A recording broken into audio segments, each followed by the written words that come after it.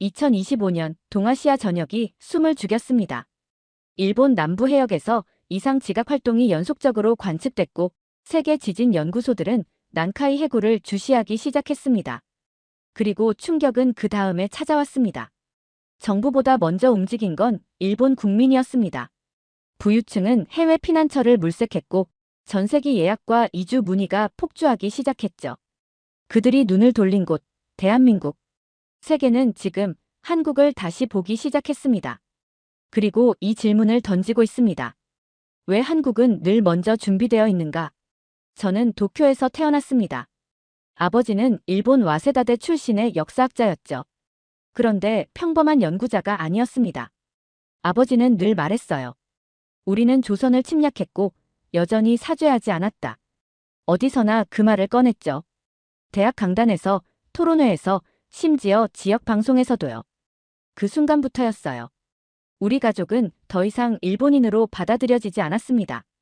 어릴 적엔 그게 무슨 뜻인지 잘 몰랐어요. 그저 어느 날부터 친구들이 하나둘 저를 멀리하기 시작했죠. 도서관에서 책을 펴려 하면 누군가는 제 가방에 침을 뱉곤 했어요. 슈퍼에서 장을 보던 어머니는 뒷담화를 들었답니다. 그 집 여자도 똑같아. 저런 인간 옆에 사는 건 죄지. 제 이름은 사카모토 유이치. 평범한 일본 이름이지만 어느 순간 그 이름 자체가 혐오의 표식이 되어버렸어요. 동네 어른들, 선생님들, 친구들까지. 누군가는 노골적으로, 누군가는 조용히 우리 가족을 잘라냈죠. 그게 일본식 처리 방식이었거든요. 소리 내지 않고 사라지게 만드는 기술. 아버지는 포기하지 않았어요. 하지만 시간이 갈수록 학회 발표는 줄고 방송 출연도 없어졌습니다. 정부 연구 프로젝트 명단에서도 아버지 이름은 빠졌어요. 그리고 결국 와세다대는 아버지를 명예은퇴라는 말로 쫓아냈습니다. 어머니는 울지 않았습니다. 대신 이렇게 말씀하셨죠. 진실을 말한 죄는 너무 값비싸네요. 그 즈음 저는 중학교 2학년이었어요. 어느 날 점심시간에 도시락을 펼쳤는데 누군가 제 반찬 위에 치약을 짜놨더군요. 그 장면을 본 선생님은 이렇게 말했습니다. 그래도 내가 먼저 친구들과 잘 지냈으면 좋았을 텐데. 그날 이후 저는 말을 줄였습니다. 교복 안에 제 목소리를 숨겼고 웃는 법도 잊어갔어요. 그냥 매일이 견디는 하루였죠. 방과 후엔 바로 집으로 뛰어갔어요. 어느 날은 누군가 집 앞에 계란을 던졌고 또 다른 날엔 담벼락에 욕설이 적혀 있었어요. 조센징의 자식은 일본을 떠나라. 그 문장이 아직도 눈에 선해요. 사회의 침묵은 폭력이었습니다. 그 침묵이 우리 가족을 집어삼켰어요. 저는 도쿄를 좋아했어요. 야경도, 지하철도, 공원의 벚꽃도. 하지만 이젠 아니었어요. 그 도시 전체가 우리를 향해 눈을 감고 있었거든요. 도쿄를 떠나기 몇 달 전, 아버지는 더 이상 어디에도 갈 수 없게 되었습니다. 출판사도, 대학도, 연구소도 아버지를 반기지 않았어요. 이런 시대착오적인 글은 출판할 수 없습니다. 그런 견해는 학계의 객관성과 균형을 해칩니다. 모두 같은 말을 돌려서 말했지만 사실은 명백했어요. 아버지는 불편한 진실을 말한 사람이라는 이유로 버림받은 겁니다. 결국 저는 중학교를 중퇴했습니다. 그게 안전한 선택이었어요. 학교라는 공간이 더는 교육이 아닌 고문소처럼 느껴졌거든요. 친구 하나 없는 교실, 모두가 외면하는 급식 시간, 선생님의 무관심까지. 아버지는 결국 집에서 자료 정리만 하셨습니다. 누군가는 말했죠. 그래도 학자니까 먹고 살긴 하겠지. 하지만 아니었습니다. 출판 거부, 기고, 거절, 명예교수직 박탈. 아버지는 사라진 사람이 되어 있었어요. 어느 순간 아버지의 눈빛에서도 빛이 빠져나가기 시작했죠. 그해 겨울, 한밤중에 집 전화가 울렸습니다. 누군가 무작위로 걸고는 이렇게 말했어요. 조센징, 꺼져라. 그날 어머니는 말없이 거울을 바라봤습니다. 눈을 감지 않고 입도 다물지 않고 그냥 아무 말도 하지 않으셨어요. 결국 우리는 일본을 떠나기로 했습니다. 비자가 나올지, 영어는 어떻게 할지, 살아남을 수 있을지는 중요하지 않았어요. 그저 이곳이 더는 사람을 위한 곳이 아니라는 것만 확실했거든요. 미국 로스앤젤레스. 이민 첫날, 집이라고 부르기도 민망한 아파트에 도착했어요. 계단은 쓰레기가 가득했고 커다란 바퀴벌레까지 종종 보였어요. 게다가 집안의 샤워기는 찬물만 나왔습니다.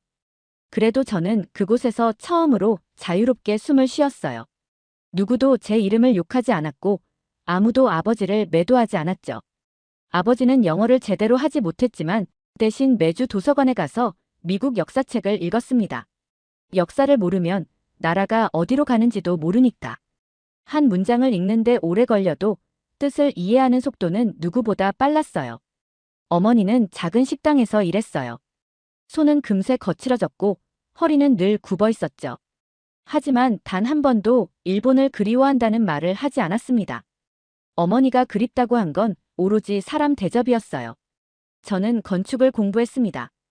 건물을 짓는 게 아니라 사람이 머무를 수 있는 공간을 설계하는 일이라고 믿었거든요. 사람을 밀어내는 사회를 경험한 사람이기에 누군가를 환영하는 공간을 만들고 싶었습니다. 시간이 흘러 저는 미국 시민권을 얻었습니다. 그런데 이상했어요. 여권에 적힌 국적은 미국인데 어쩐지 저 자신은 여전히 일본 바깥 어딘가에 떠 있는 기분이었어요. 저는 일본인이 아닙니다. 하지만 그렇다고 일본인이 아니라고 말할 수도 없었습니다. 사카모토라는 이름은 아직 제 메일 주소에도 있고 명함에도 있거든요. 그 이름은 우리 가족이 일본에서 살아낸 흔적이고 지워지지 않는 작은 상처 같은 존재였죠. 그래서일까요? CNN에서 난카이 해구 지진 소식을 처음 봤을 때 심장이 묘하게 쿵 내려앉았어요. 그날은 수요일 아침이었어요. 출근 준비를 하며 거실 TV를 켰죠. 그날따라 자막 속 뉴스가 묘하게 눈에 걸렸습니다. 일본 난카이 해구 지진 임박 신호 감지. 그 밑엔 향후 30년 내 발생 확률 80%라는 문장이 붉게 표시돼 있었어요. 익숙한 지명들이 차례로 등장했습니다. 도쿄, 오사카, 시코쿠, 나고야, 가고시마. 모두 빨간 동그라미 안에 들어가 있었고 그 지도는 한눈에 봐도 일본 열도가 마치 불타고 있는 것처럼 보였습니다. 지진이란 건 뉴스에서만 보던 재난인데 그게 지금 예고된 현실이 되어 있었던 거죠. 심지어 뉴스 앵커는 동일본 대지진의 10배 이상의 피해 예상이라며 일본 정부의 긴급 경계 지시까지 인용하고 있었어요. 출근길에 차 안에서 현지 일본 커뮤니티 방송을 들었는데 이민자들이 모인 온라인 카페와 단톡방도 술렁이더군요. 아버지가 떠올랐습니다. 아버지는 생전에 이런 말을 자주 했어요. 일본은 언제든 흔들릴 수 있는 나라야. 땅이 아니라 정신이 그렇게 설계돼 있어. 그땐 비유인 줄 알았는데 지금은 다르게 들리더군요. 저는 도서관에 가서 지진 관련 자료를 찾기 시작했어요. 그리고 놀라운 걸 알게 됐습니다. 난카이 해구는 주기적으로 대지진을 일으켜왔고 그 주기가 거의 100년에서 150년이라는 점, 그리고 마지막 대지진은 1944년과 1946년에 이미 발생했다는 사실이었죠. 이미 임계점은 넘은 셈이었습니다. 지금은 언제 터지느냐의 문제가 아니라 누가 피해를 볼 것이냐의 문제였어요. 더 충격적인 건 일본 내 방제 시스템의 허점이었습니다. 국가가 마련한 피난 매뉴얼은 형식적이었고 내진 기준은 도시마다 제각각이더군요. 건물 대부분은 30년 이상 된 콘크리트 구조였고 고층 아파트나 역사적 건물은 보존이라는 이름 아래 구조 강화를 받지 못한 상태였어요. 일본은 진짜 아무 준비도 안 한 걸까? 조금 더 조사해보니 도쿄도청, 오사카시청, 국토교통청 같은 핵심 부처 건물들은 이미 고급 내진 보강 공사를 마친 상태였더군요. 민간 건물보다 훨씬 먼저 조용히 철근을 덧대고 기초를 갈았다는 자료가 나왔습니다. 국가는 자신들의 건물은 지켰다는 거죠. 그게 더 무서웠어요. 정책 문서엔 그럴듯한 단어들이 적혀 있었죠.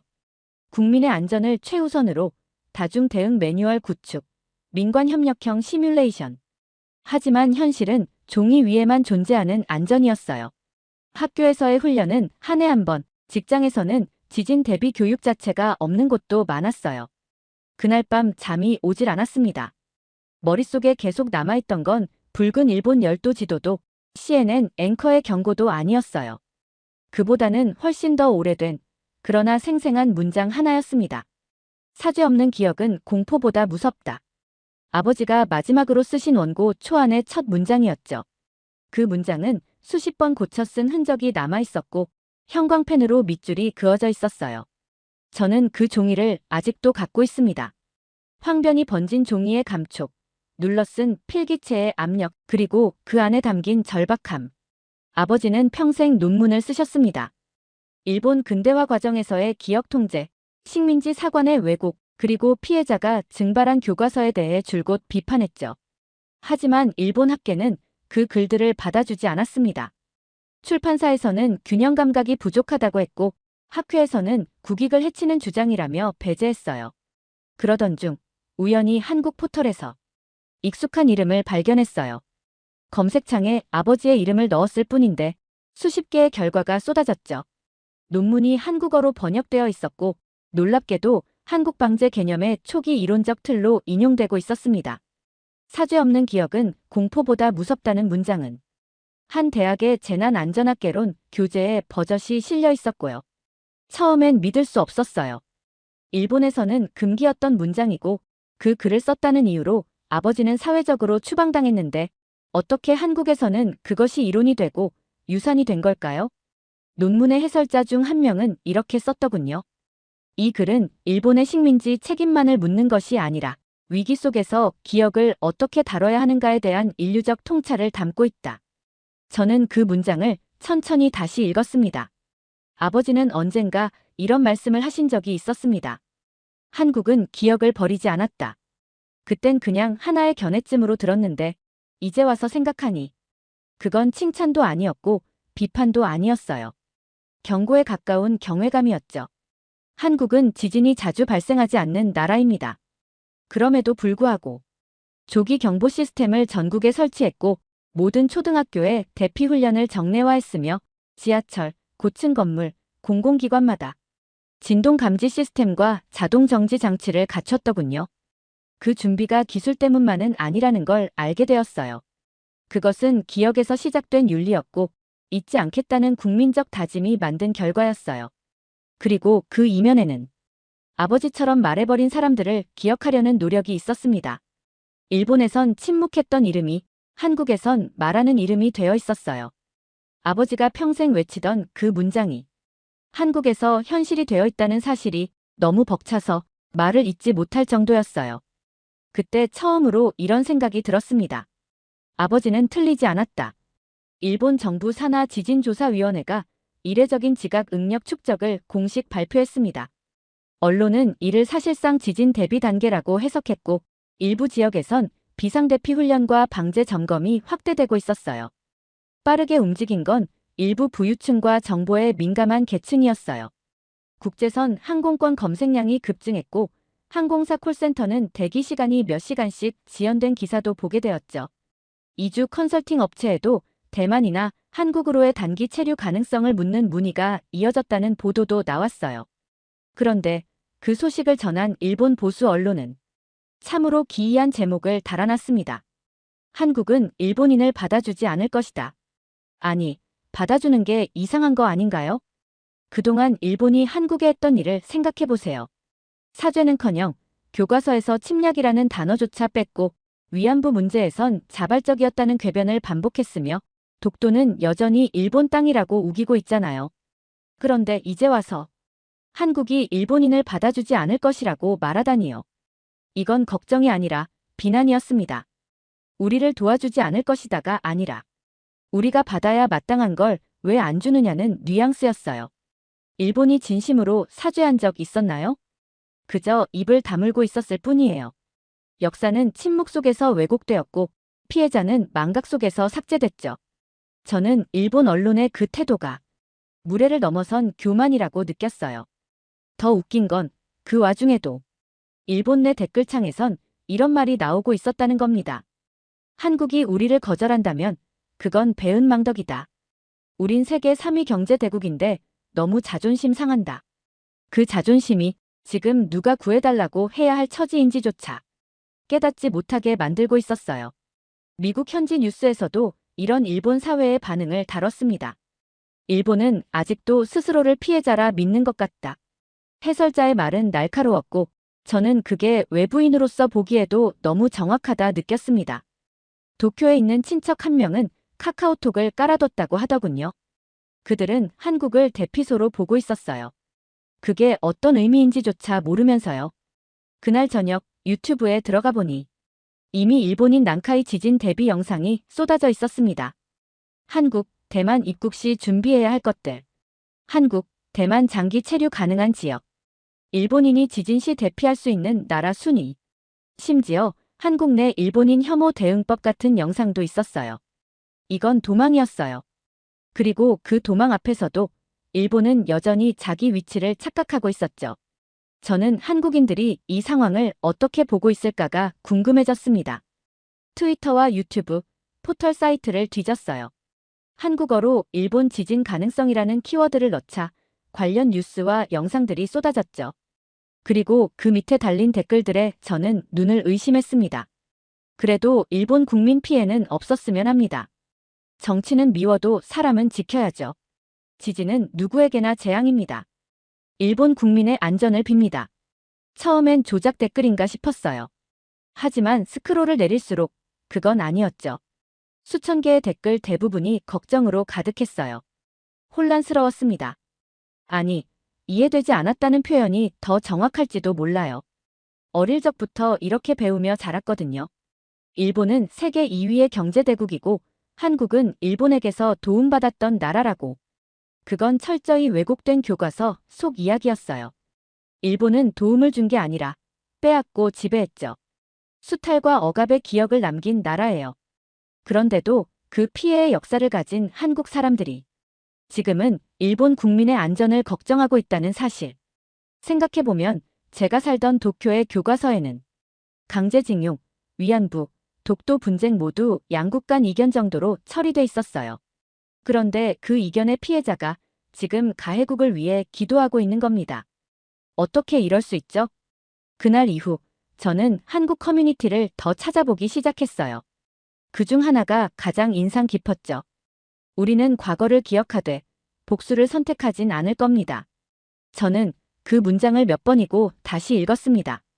복수를 선택하지 않는다는 말. 그건 그들이 어떤 상처를 겪었고 그걸 어떻게 다뤄왔는지를 보여주는 결정의 기록이었습니다. 그리고 또 하나의 댓글. 일본 정부가 아니라 일본 국민이 고통받지 않길 바랍니다. 그들도 결국 정부의 희생자일 수 있으니까요. 다음 날 새벽 잠에서 깨자마자 스마트폰을 들었습니다. 한국 커뮤니티에서 읽었던 댓글들이 머릿속에서 계속 맴돌았어요. 문득 이런 생각이 들었습니다.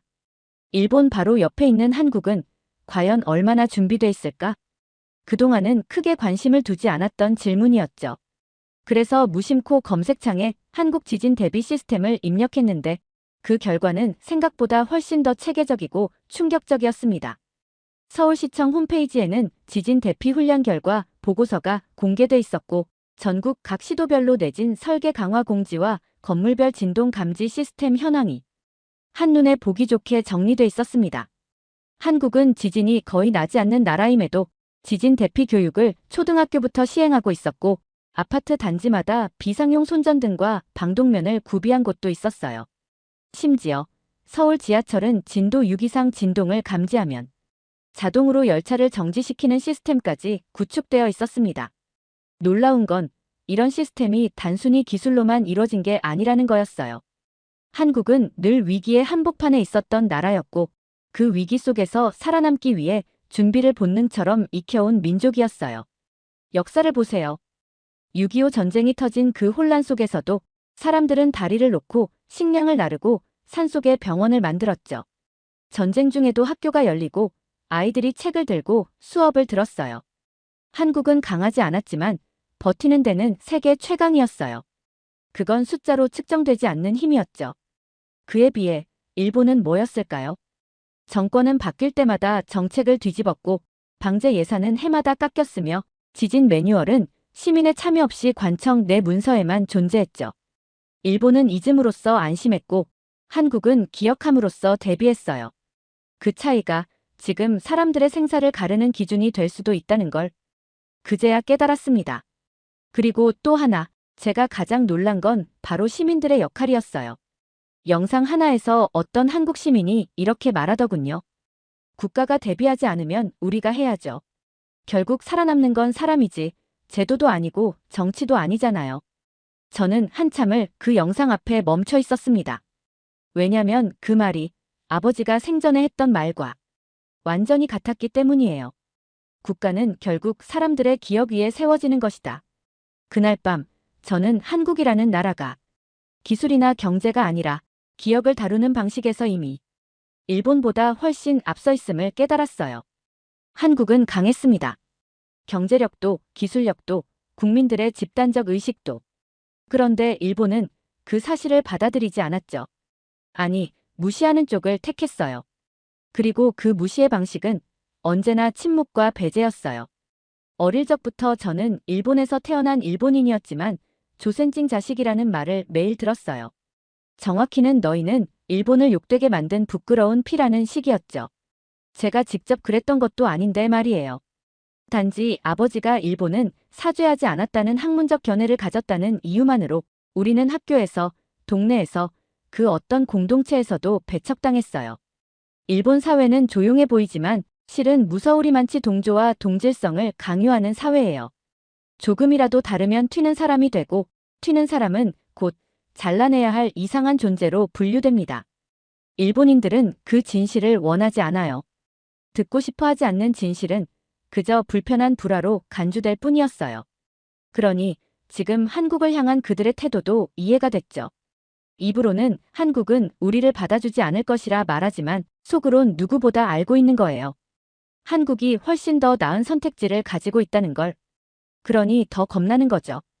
한국이 일본보다 윤리적으로도 실질적으로도 더 준비된 나라라는 사실을 받아들이는 순간 지금껏 일본이 지켜온 우월감의 껍데기가 산산조각 날 테니까요.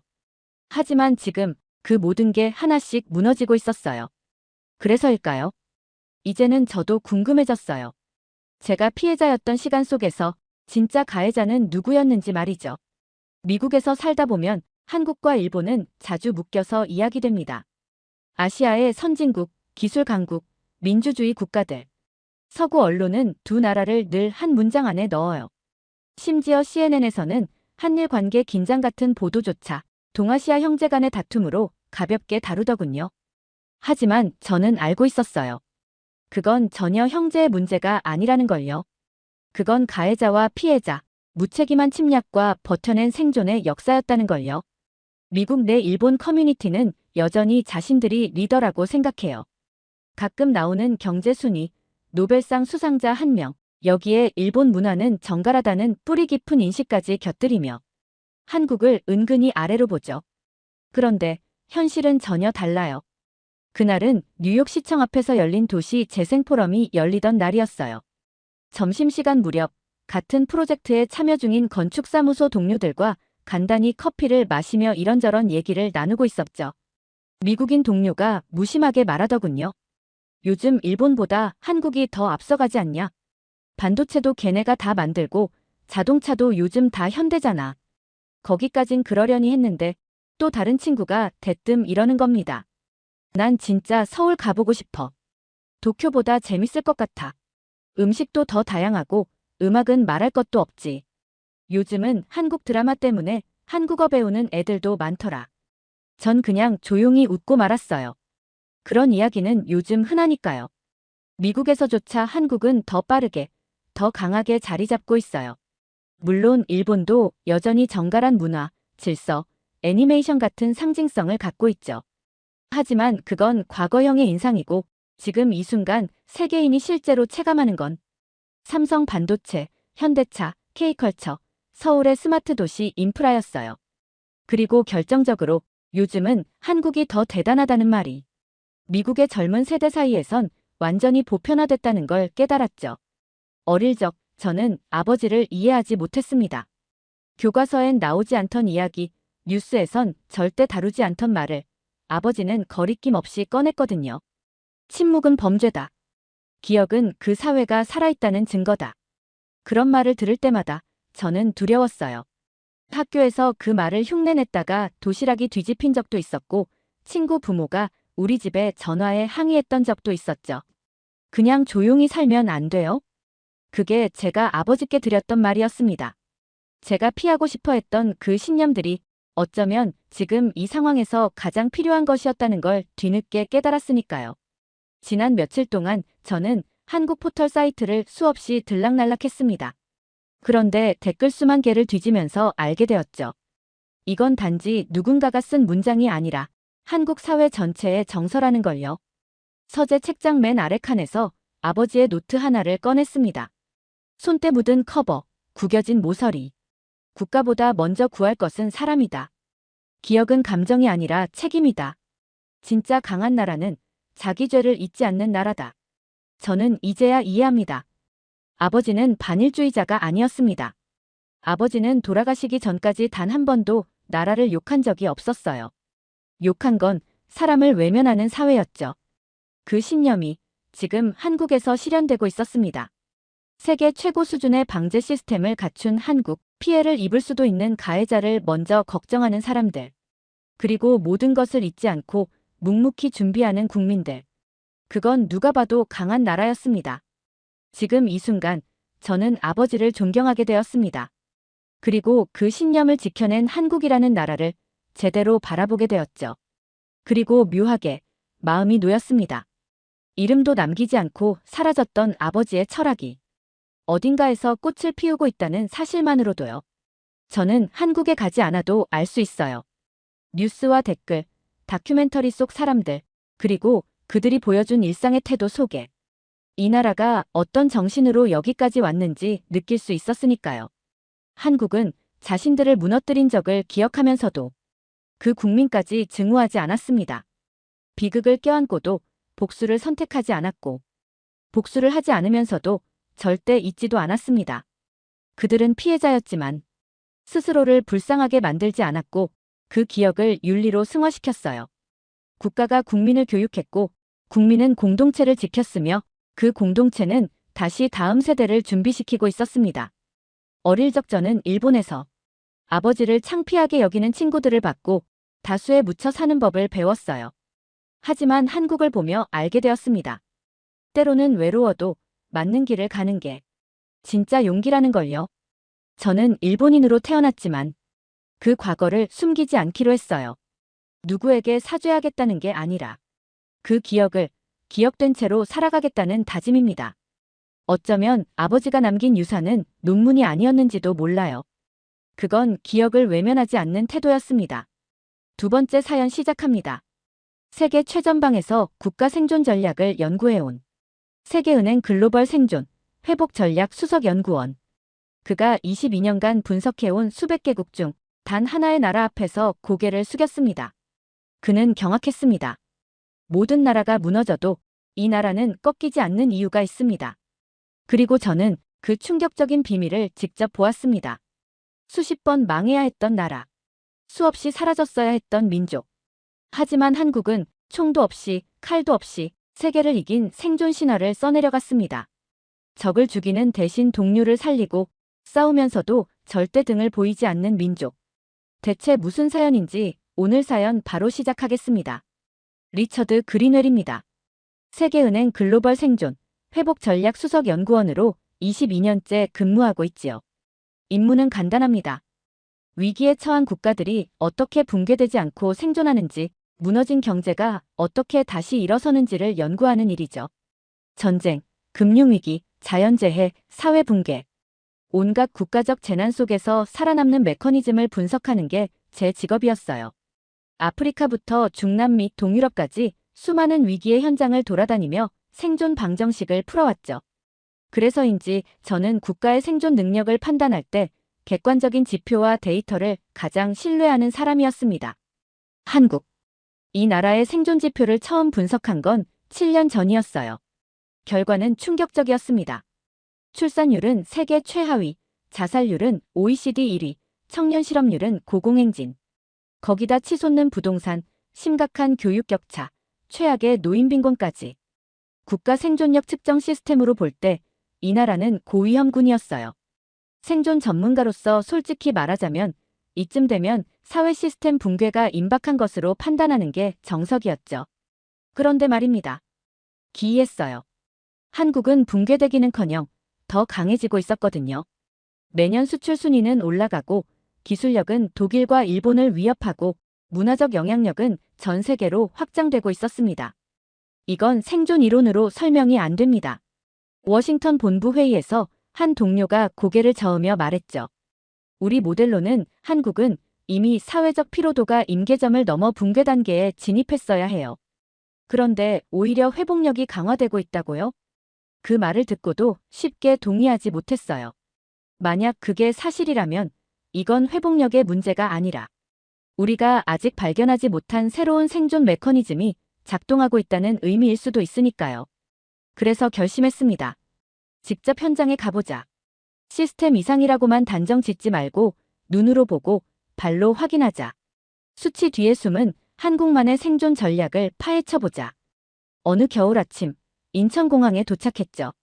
비행기 문이 열리자 차가운 공기가 폐 깊숙이 파고들었고 동시에 뭔가 이상한 기운이 느껴졌어요. 공항부터 시내로 이어지는 풍경이 굉장히 긴장감 있었거든요. 단순한 도시의 활기와는 달랐어요. 마치 어디선가 지금도 살아남기 위한 싸움이 벌어지고 있는 것 같은 묘한 분위기랄까? 고요한데 숨이 막히고 평범한데 심장이 쿵쿵 뛰는 그런 느낌이었죠. 버스에서 창밖을 바라보며 곱씹었어요. 도대체 이 나라는 어떤 생존 방정식을 풀어내고 있는 걸까? 서울 도심에 도착한 다음 날 직감했습니다. 여긴 연구의 완벽한 현장이구나. 표면적 평화 속에서 모든 사람이 무언가와 싸우고 있었어요. 지하철에서 조용히 책을 읽는 청년, 식당에서 혼자 밥을 먹으며 노트북을 켜놓은 중년, 심지어 버스 운전기사님조차도 초집중 상태였죠. 그들 모두가 자신과 시간과 미래와 싸우고 있었어요. 그 눈빛은 너무 뜨거웠죠. 헛웃음이 나왔어요. 아니, 이건 너무하잖아. 어쩌면 이들에게 생존은 진행형인 건가? 그날 밤 다짐했어요. 분석하지 말자. 이젠 관찰하자. 보고서를 쓰기 위해서가 아니라 진짜 생존의 비밀을 알기 위해서 한국을 경험하자. 그렇게 가장 흥미로운 국가 생존력 현장 조사가 시작됐어요. 그리고 아직도 잊지 못합니다. 처음 그 질문을 던졌던 회의실에서 적었던 노트 속 문장 한 줄. 한국은 모든 이론상 무너졌어야 했다. 그런데 지금도 강해지고 있다.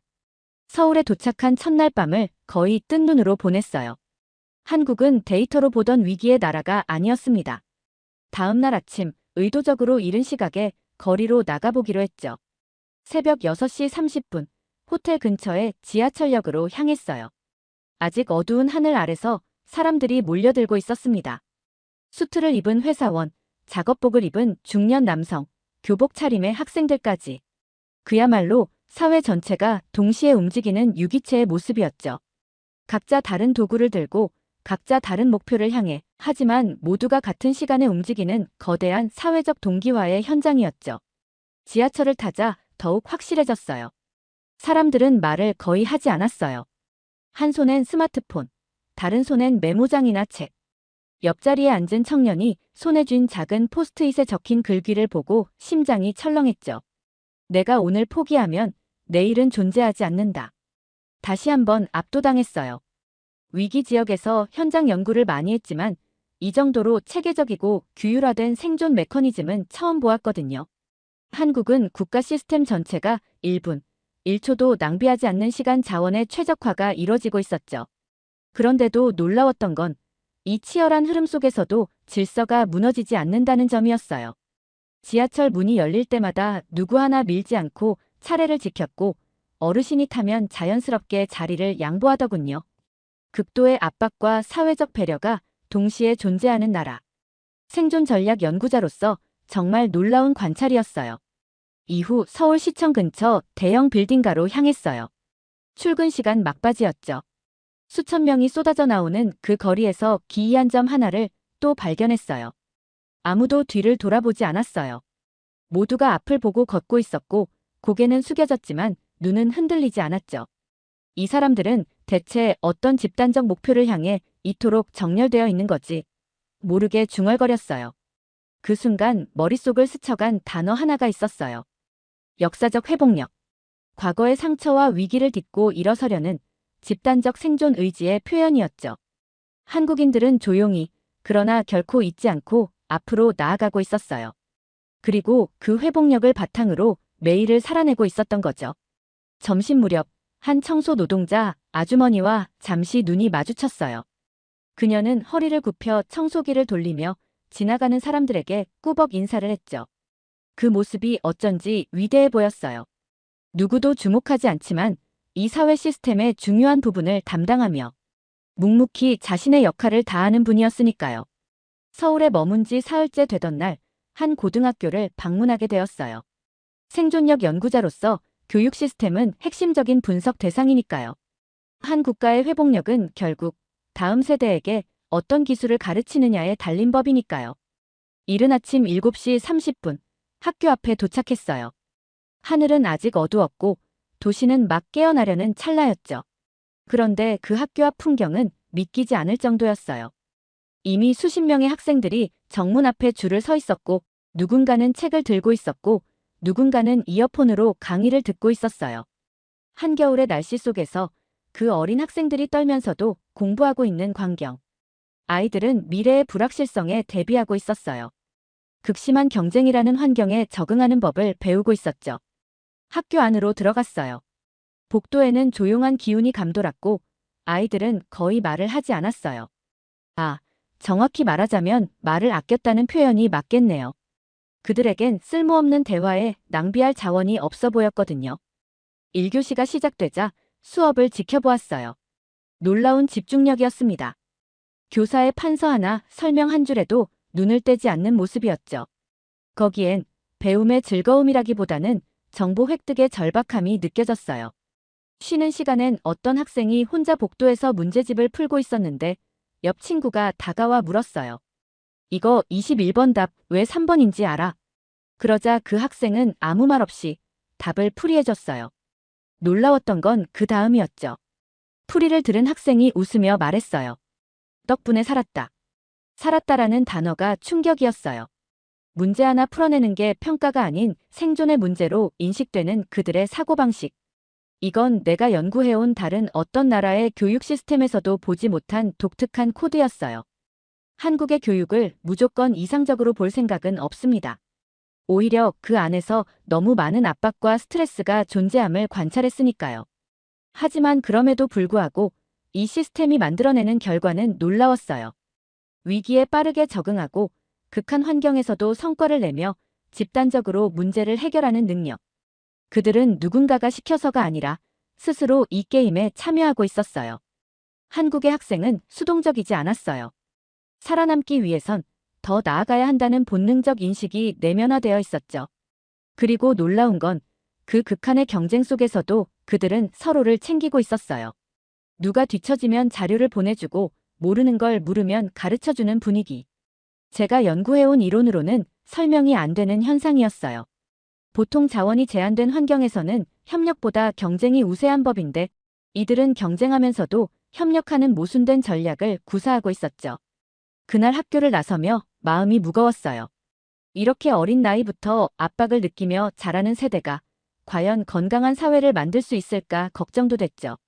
하지만 동시에 이런 교육 과정을 통해 형성된 회복력이 한국이란 나라를 지탱하는 핵심 동력임을 부정할 수 없었어요. 고등학교를 둘러본 다음 날 대학생들을 만나보기로 했어요. 이미 고등학생들도 저렇게 몰두하는데 대학생들은 또 어떤 전략을 구사할까 궁금했거든요. 서울 강남에 위치한 한 유명 대학의 소프트웨어 개발 교육관을 찾았어요. 글로벌 기업들이 한국 개발자들을 열심히 채용한다는 소문을 들었기에 이 분야의 경쟁력이 궁금했죠. 저녁 8시가 넘은 시간, 문을 열고 들어선 순간 또 한 번 압도당했어요. 강의실 안은 꽉 차 있었어요. 수십 명의 학생들이 노트북 앞에 앉아 키보드를 두드리고 있었죠. 놀랍게도 공식 수업이 끝난 시간인데도 아무도 가지 않고 남아 있었어요. 대부분의 나라에서는 의무 시간이 끝나면 자유 시간을 찾아 떠나는 게 정상이었어요. 그러나 여기선 달랐죠. 마치 훈련을 자발적으로 연장하는 모습이었어요. 한참 동안 복도에 서서 그 모습을 지켜봤어요. 학생들은 조별 과제를 하는 것도 아니었어요. 각자가 자신만의 프로젝트에 몰입하고 있었지만 동시에 옆자리 사람을 도와주는 것도 자연스러웠죠. 한 학생이 화면을 가리키며 물었어요. 이 코드가 왜 오류 나는지 모르겠어. 그러자 옆자리에 앉은 친구가 고개를 갸웃거리다가 웃으며 답했죠. 포문 조건 잘못 줬어. 여기 한번 봐봐. 그 짧은 대화 하나에 벼락을 맞은 듯한 충격을 받았어요. 이건 내가 연구해온 전통적인 모델로는 설명할 수 없는 현상이었어요. 한정된 자원을 놓고 경쟁하는 상황에서 경쟁자에게 도움을 주는 행동은 비합리적이거든요. 하지만 이들은 그 비합리적 행동을 통해 집단 전체의 생존력을 높이고 있었어요. 개인의 적응력이 강한 사회는 많이 봤습니다. 하지만 이렇게 집단 전체의 회복력을 위해 자연스럽게 서로를 끌어올리는 문화는 연구해온 국가들 중 한국이 가장 뛰어났어요. 그걸 느낀 순간 소름이 돋았어요. 여긴 지식과 기술이라는 자원을 최적화하는 플랫폼이었죠. 밤 10시가 넘자 지도 교수가 강의실로 들어왔어요. 이제 좀 쉬어도 돼요.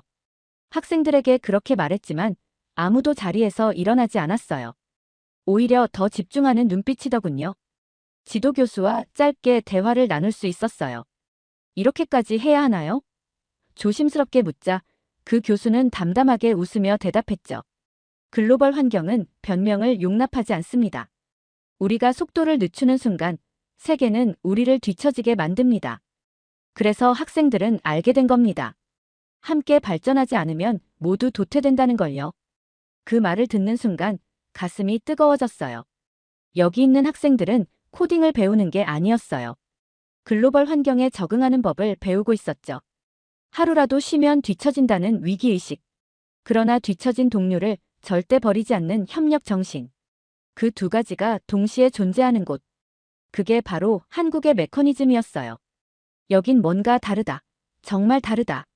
하지만 아직 한 가지 퍼즐 조각이 남아 있었어요. 기업은 어떤 전략을 쓰고 있을까? 국가 회복력의 핵심은 결국 경제 시스템의 탄력성에 있기 마련입니다. 청년들이 아무리 치열하게 살아남기 위해 노력해도 정작 기업 생태계가 협력보다 양육강식의 원리로 작동한다면 그것은 지속 가능한 모델이 될 수 없으니까요. 중소기업 협동조합 연합회를 방문했어요. 한국 경제의 허리를 담당하는 수많은 중소기업들의 모임이었죠. 솔직히 말해서 기대는 크지 않았어요. 제가 연구해온 대부분의 국가에서 기업 생태계는 가장 약한 고리가 끊어지는 자연 도태의 법칙을 따르기 마련이었거든요. 하지만 한국은 또 한 번 제 예상을 뒤엎었어요. 협동조합 회의실에 들어섰을 때 20여 명의 중소기업 대표들이 빙 둘러앉아 대화를 나누고 있었어요. 주제는 놀랍게도 기술 공유와 상생 전략이었죠. 이번에 신기술 인증을 받았는데요. 개발 자료를 공유할게요. 감사합니다. 저희도 새 부품 설계 노하우 전해드릴게요.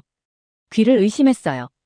국가 생존력 연구자로서 이건 거의 볼 수 없는 광경이었어요.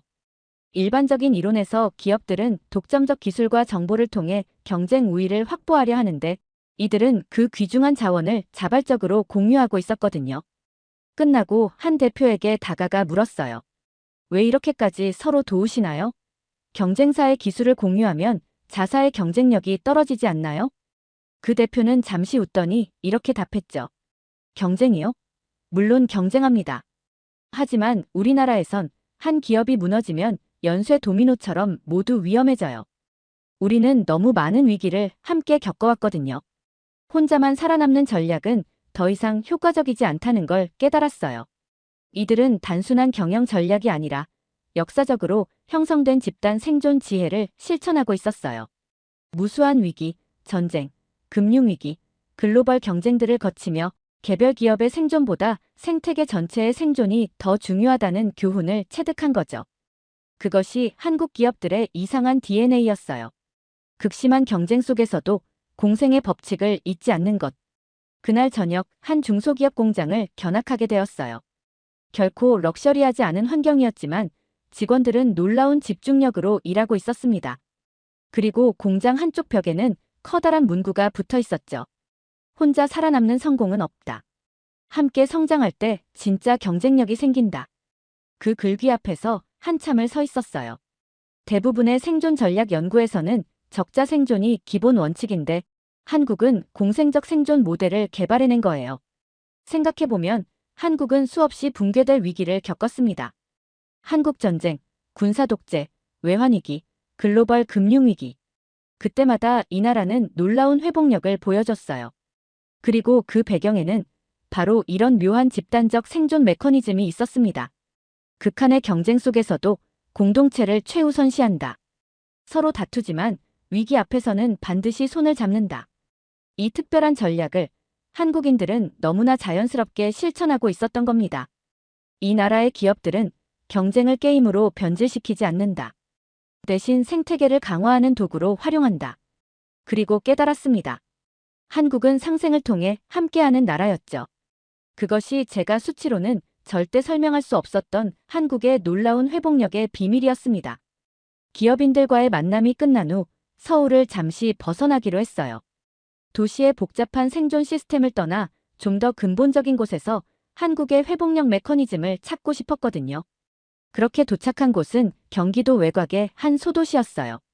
고층 빌딩 대신 낮은 주택들이 모여 있고 번화가 대신 작은 시장과 동네 상점들이 있는 평범한 곳이었죠. 그런데 그 마을에서 한국 회복력의 가장 근원적인 형태를 발견하게 되었습니다. 그날 오후 마을회관 앞에 사람들이 삼삼오오 모이기 시작했어요. 호기심에 따라가 보니 동네 장학기금 모금 행사라더군요. 연구자로서 정말 흥미로웠어요. 가난한 시골 마을에서도 교육을 통한 다음 세대를 위한 전략이 작동하고 있다는 게 놀라웠거든요. 사람들은 하나둘씩 봉투를 꺼내기 시작했어요. 5,000원, 만원, 어떤 이는 2만 원.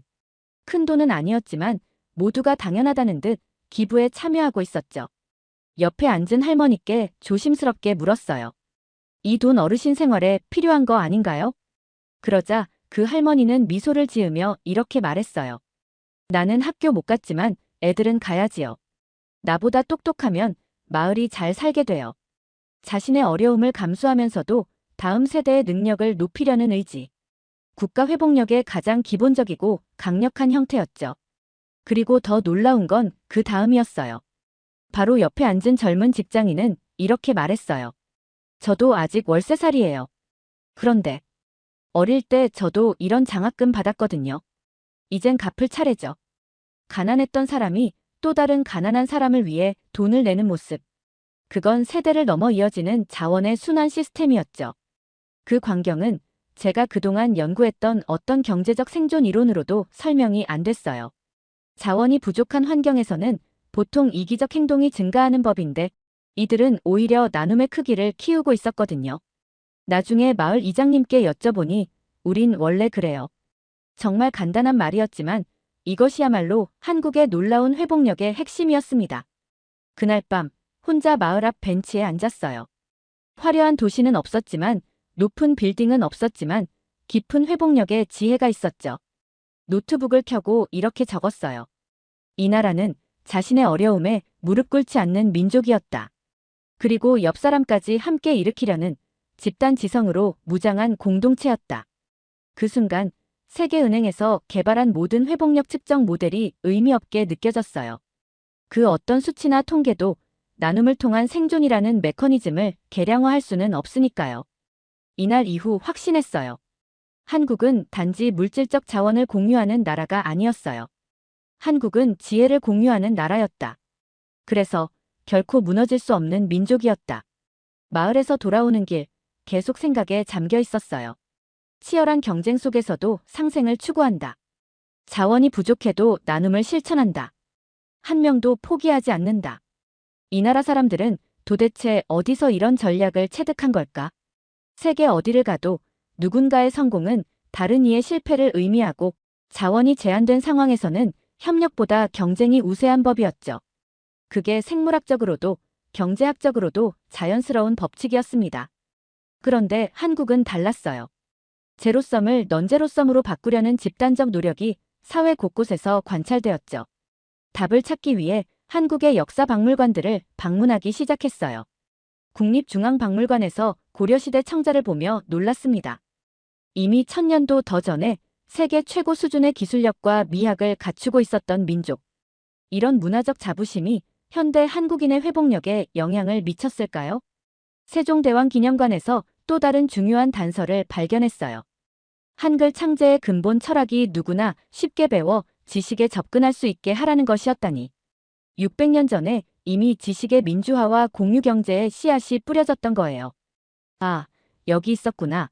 한국의 회복력 DNA에는 지식과 기회를 모두에게 확장한다는 오래된 전통이 있었던 거예요. 그래서 마을 단위로 장학금이 존재하고 경쟁자에게도 기술을 공유하는 거였습니다.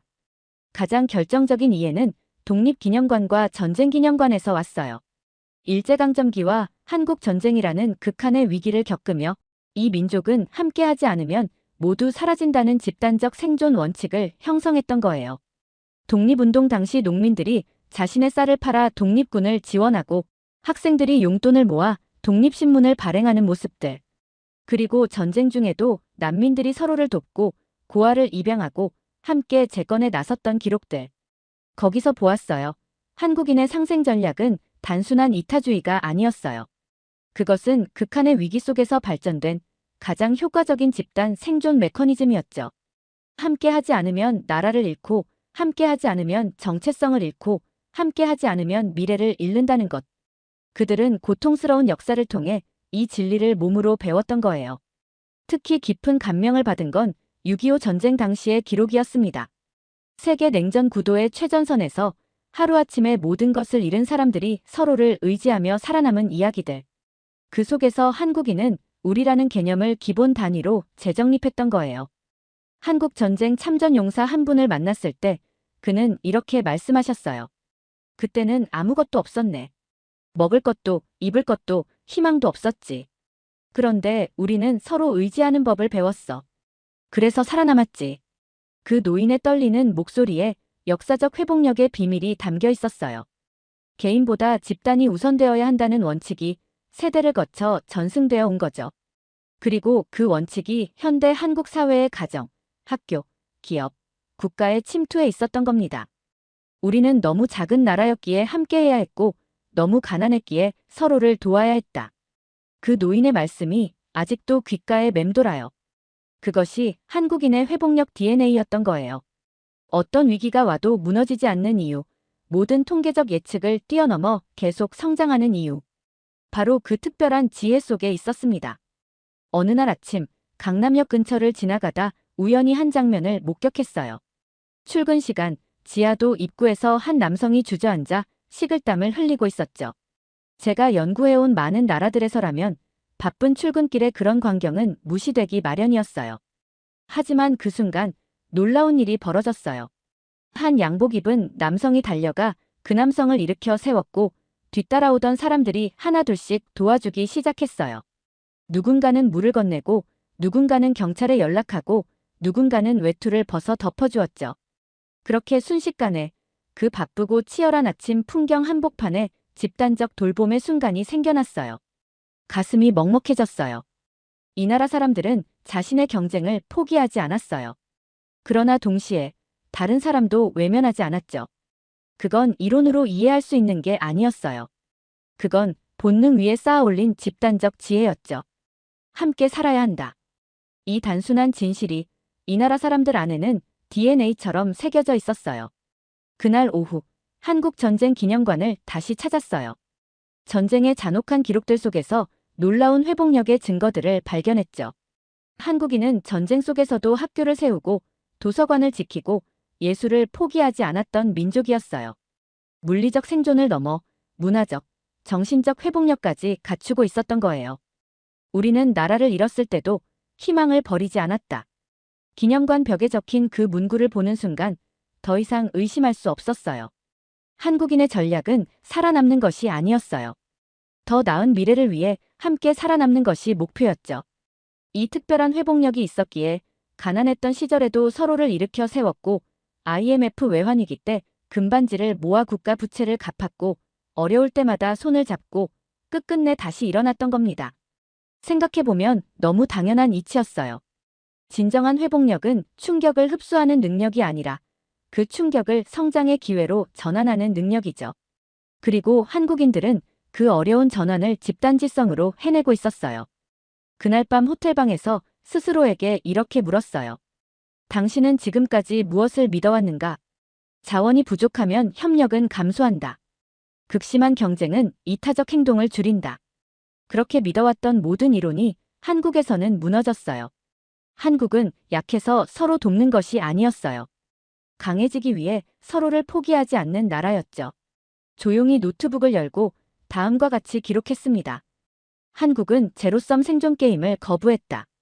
대신 집단의 회복력을 키우는 넌제로섬 생존 모델을 선택했다. 서울에서의 마지막 날이 밝았어요. 짐을 꾸리며 창밖을 바라봤어요.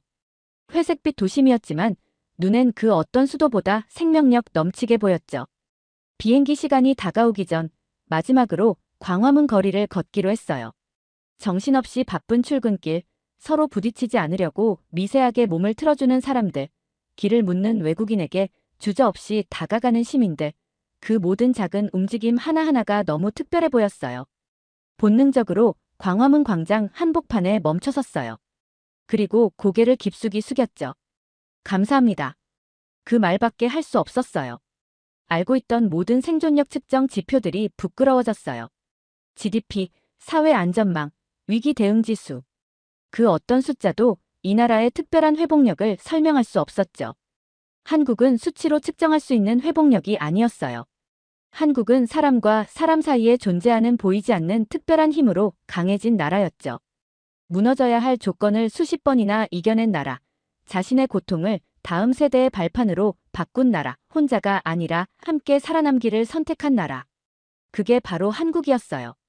지갑에서 조용히 작은 수첩을 꺼냈어요. 그동안 세계를 돌며 적어온 메모들이 가득한 수첩. 그 마지막 장에 떨리는 손으로 이렇게 적었습니다. 한국은 전쟁을 끝낸 적이 없다. 단지 총을 내려놓았을 뿐이다. 대신 서로를 살리는 싸움을 택했다. 그 싸움이야말로 인류가 배워야 할 유일한 승리였다. 이 글을 남기고 하늘을 올려다봤어요. 차가운 겨울 하늘이었지만 그 아래를 살아가는 사람들의 뜨거운 생명력은 세상의 어떤 태양보다도 강하게 타오르고 있었습니다. 이제 확신합니다. 한국은 앞으로도 무너지지 않을 것이라고. 왜냐하면 그들은 아직도 매일 싸우고 있기 때문입니다. 총이 없는 전쟁터에서 절망 대신 희망을, 증오 대신 손을 잡는 싸움을 계속하고 있기 때문입니다. 그렇기에 이 나라는 앞으로도 수천 년 동안 꺾이지 않을 것입니다. 오늘 사연이 재미있으셨다면 구독과 좋아요, 알림 설정까지 부탁드립니다. 더 재미있는 사연으로 돌아오겠습니다. 이상 감동탐험이었습니다.